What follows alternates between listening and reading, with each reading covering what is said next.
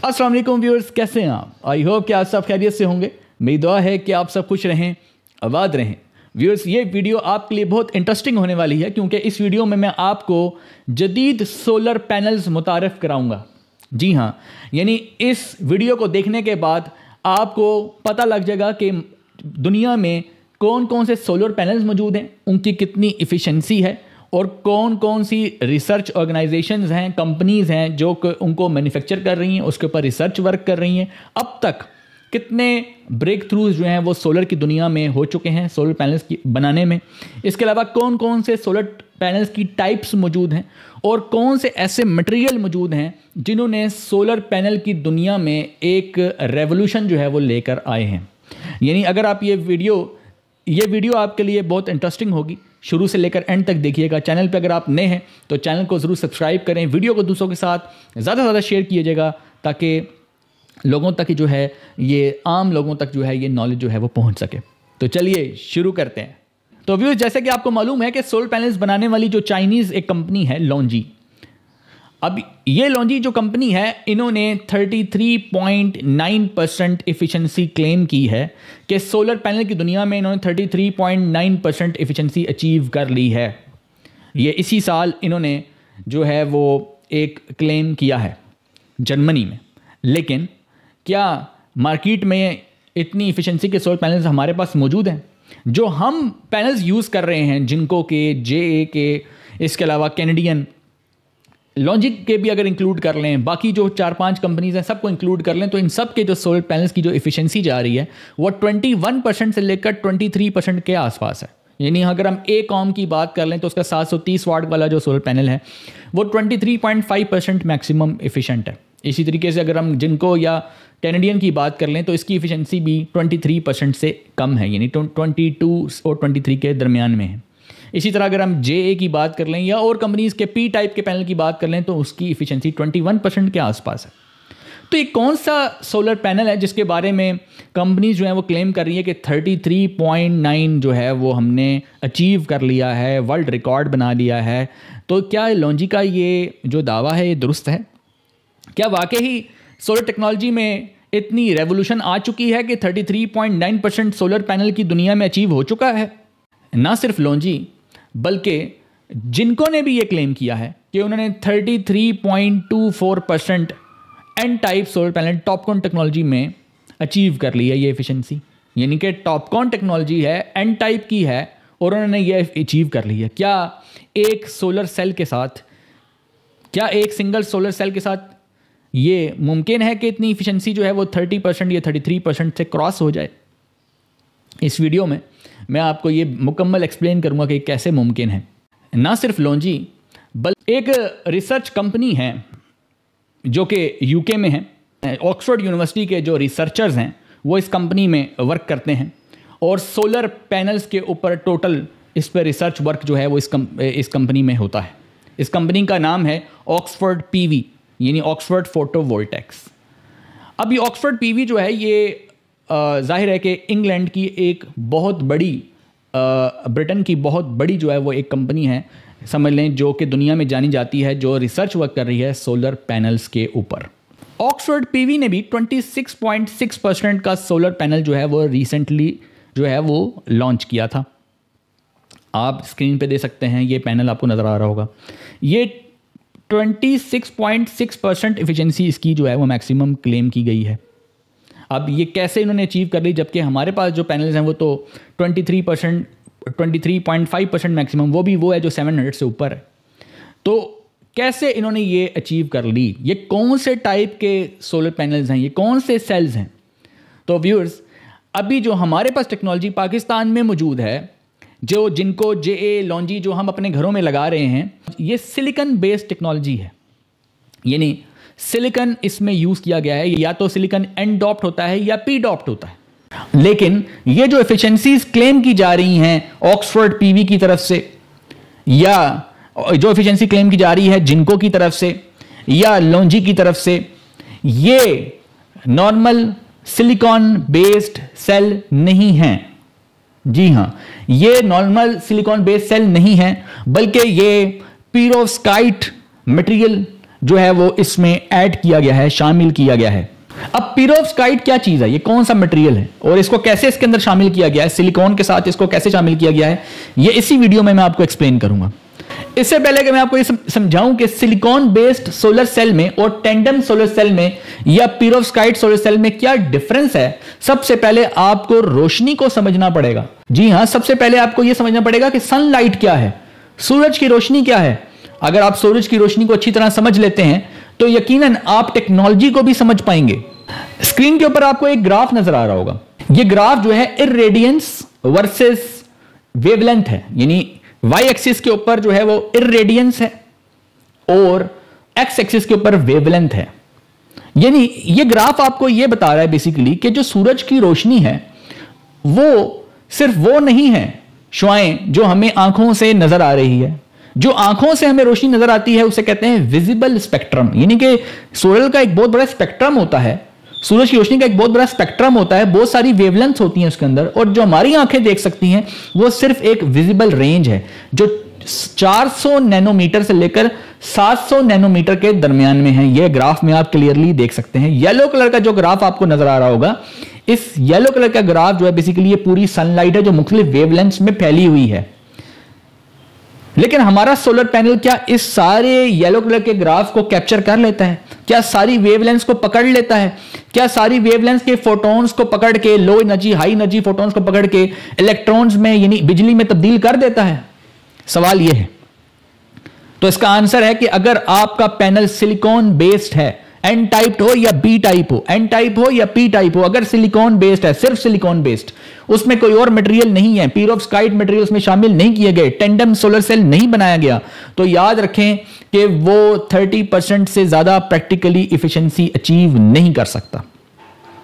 Practically efficiency 30% से तभी efficiency achieve हो सकती है जब आप इस पूरे जो ये येलो कलर का ग्राफ नजर आ रहा है, ये जो पूरी जो सनलाइट है जो हमें अल्लाह ताला की तरफ से दिन में रोशनी मिल रही है, सारी वेवलेंथ्स मिल रही हैं, ये सारे फोटॉन्स जो हमें वेवलेंथ में फैले हुए हैं 250 नैनोमीटर से लेकर ये 2500 नैनोमीटर तक आपको ग्राफ में नजर आ रहा होगा। ये सारी जो ये पूरा ग्राफ येलो आपको नजर आ रहा है, जब तक हम इस सारी सनलाइट को कैप्चर नहीं कर लेते, इस पूरी इररेडियंस को मुकम्मल तौर पर कैप्चर हम नहीं कर लेते, यानी कि सारे फोटॉन्स को पकड़ के इलेक्ट्रॉन में तब्दील नहीं कर लेते, हमारी इफिशिएंसी जो है वो नहीं बढ़ेगी। 22% एफिशिएंसी 23% एफिशिएंसी पे अभी हम खड़े हैं। इसका मतलब यह है कि हम सिर्फ इस पूरी जो वेवलेंथ्स हैं इसमें सिर्फ कुछ हिस्सा कैप्चर करके उसको इलेक्ट्रॉन्स में, चार्ज कैरियर में, इलेक्ट्रिसिटी में तब्दील कर रहे हैं। और वो कौन सा रीजन है, या आप इजीली देख सकते हैं कि ब्लैक कलर का आपको एक लाइन नजर आ रही होगी, ब्लैक कलर का ग्राफ आप देख रहे हैं, ये है सोलर स्पेक्ट्रम। बेसिकली ये वो है जो हमारा सोलर पैनल जिस पे काम करता है। अब देखें ये कहां से शुरू हो रहा है, तकरीबन 300 नैनोमीटर से लेकर ये स्टार्ट हो रहा है और 1150-1200 नैनोमीटर तक ये जाके स्टॉप हो जाता है। और ऊपर भी देखें तो ये पूरी सनलाइट यानी येलो वाला जो ग्राफ है इसको पूरा कैप्चर नहीं कर रहा, थोड़ा राइट साइड पर है। यानी जो 700 नैनोमीटर वाली जगह है यानी रेड रीजन है उसको तो हम पकड़ लेते हैं, जो लेकिन जो ब्लू रीजन है 400 नैनो वाली जगह उसको ये कैप्चर नहीं कर रहा सिलिकॉन बेस्ड सोलर पैनल, जिसकी वजह से हमारी एफिशिएंसी वहीं 22 और 23% पे खड़ी है।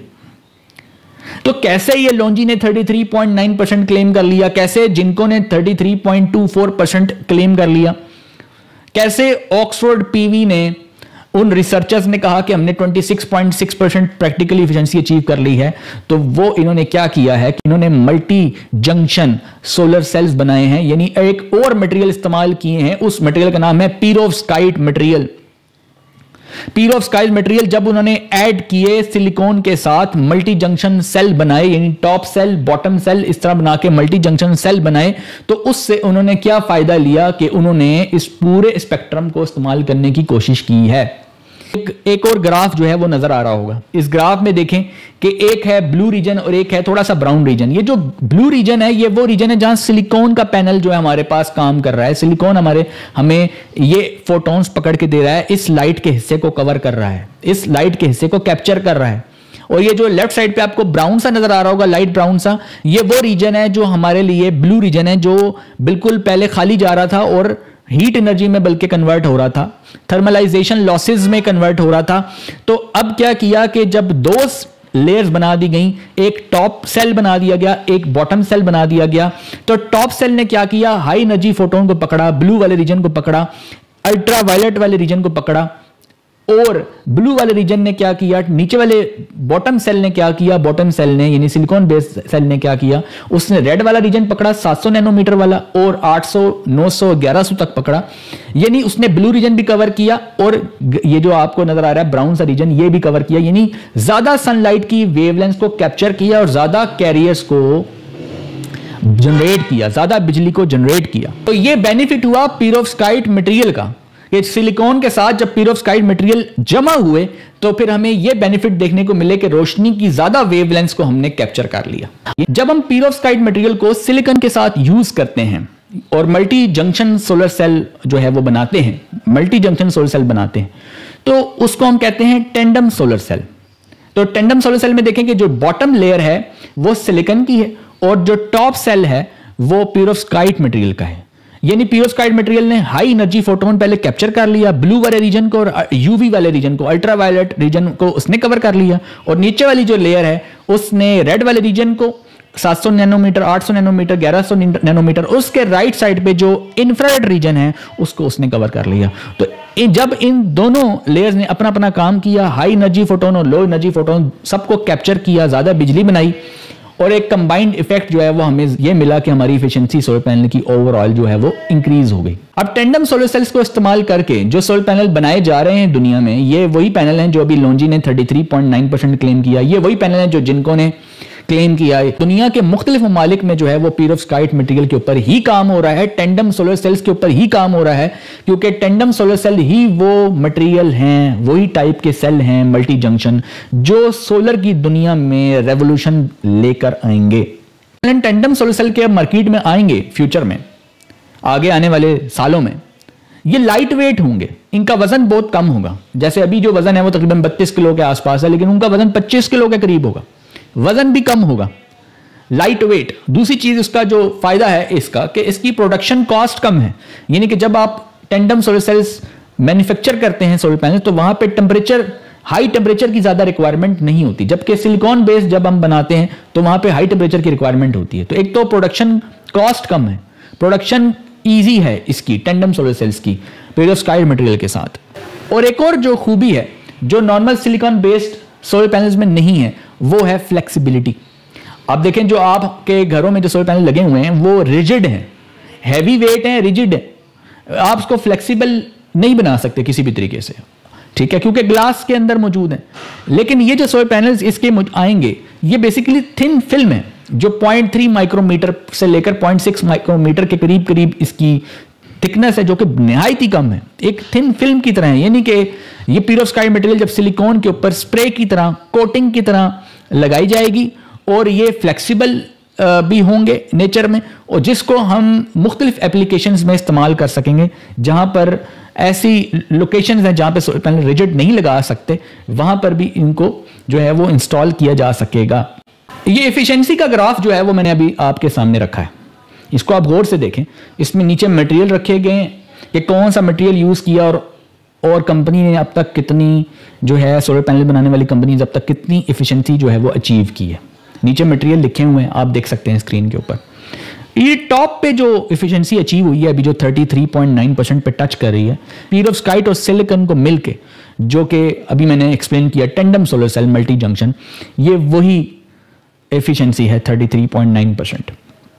इससे ज्यादा एफिशिएंसी जो है वो अभी प्रैक्टिकली कमर्शियली अचीव नहीं हुई। एक होती है एफिशिएंसी जो लैब में अचीव होती है, वो तो 43% के आसपास है, लेकिन ये वो एफिशिएंसी है जो कमर्शियली जो है वो अचीव हो चुकी है। यानी कि ये वो कंपनीज जो हैं वो इन सोलर पैनल्स को जो है वो आगे आने वाले दिनों में लॉन्च करने वाली हैं इस एफिशिएंसी के साथ।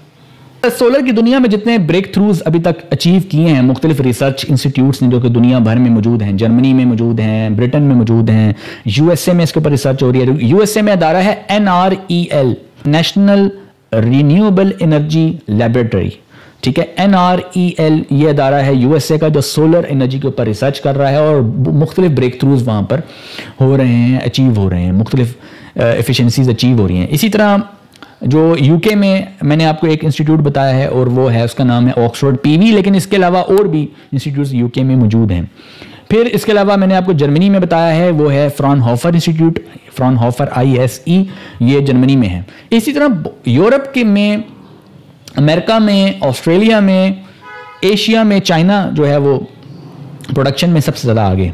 अब ये सारे मटेरियल्स एक तरफ लिखे हुए हैं, एक तरफ एफिशिएंसी लिखी हुई है। आप देख लें कि अब तक कौन सा मटेरियल कंपनीज ने यूज़ किया और उनको कितनी एफिशिएंसी अचीव हुई।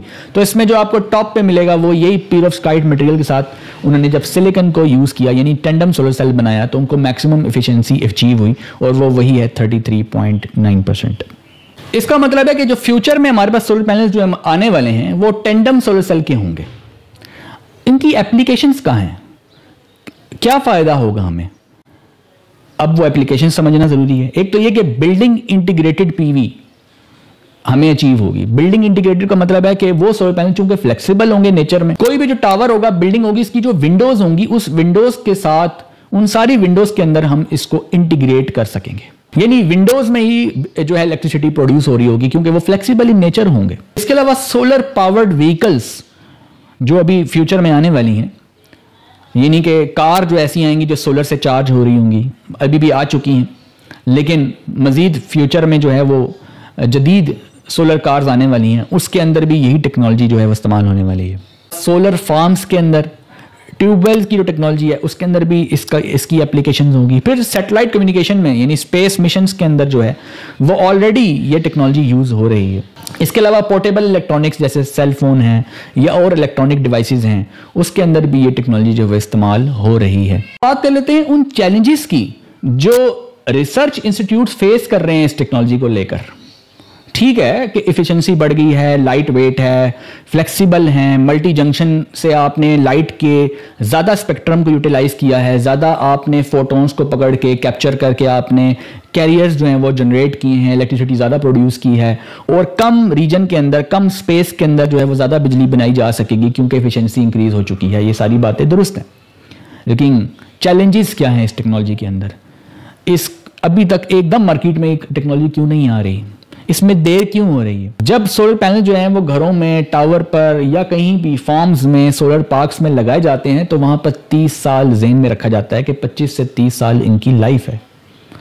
जब नए मटेरियल का इस्तेमाल किया जाएगा तो वहां पर वो मटेरियल क्या डिग्रेड तो नहीं हो रहा, क्या वो स्टेबिलिटी दिखा रहा है पावर में, कहीं उसकी पावर रिड्यूस तो नहीं हो रही, कितना वो स्टेबल है और कितना उसने अपनी पावर को मेंटेन किया हुआ है और कितना वो वेदर, हार्श वेदर से कितना अच्छा वो फाइट कर सकता है। ये सारी की सारी सलाहियतें जो हैं वो उस पैनल के अंदर होना ज़रूरी हैं। रिसर्च इंस्टीट्यूट्स हैं, जितनी कंपनीज हैं, रिसर्चर्स हैं, वो डिग्रेडेशन के साथ फाइट कर रहे हैं और इसको स्टेबल करना चाह रहे हैं और इसके अंदर ही उनको बहुत से चैलेंजेस जो हैं वो फेस करने पड़ रहे हैं क्योंकि कुछ डिग्रेडेशन भी देखने में आ रही है, कुछ इनस्टेबिलिटी भी देखने में आ रही है। लेकिन वक्त गुजरने के साथ साथ जब ये रिसर्च जो है वो इतनी हो जाएगी और इतनी सक्सेसफुल हो जाएगी कि इंशाल्लाह अगले कुछ ही महीनों में आप देखेंगे कि कमर्शियली ये टेंडम सोलर सेल्स के सोलर पैनल्स जो है वो 30+ एफिशिएंसी के साथ मार्केट में मौजूद होंगे। तो व्यूअर्स, आई होप कि ये इंटरेस्टिंग वीडियो सोलर पैनल से रिलेटेड आपको पसंद आई होगी। चैनल पर अगर आप नए हैं तो चैनल को आपने ज़रूर सब्सक्राइब करना है। मिलते हैं नेक्स्ट वीडियो में, तब तक के लिए अल्लाह हाफिज़।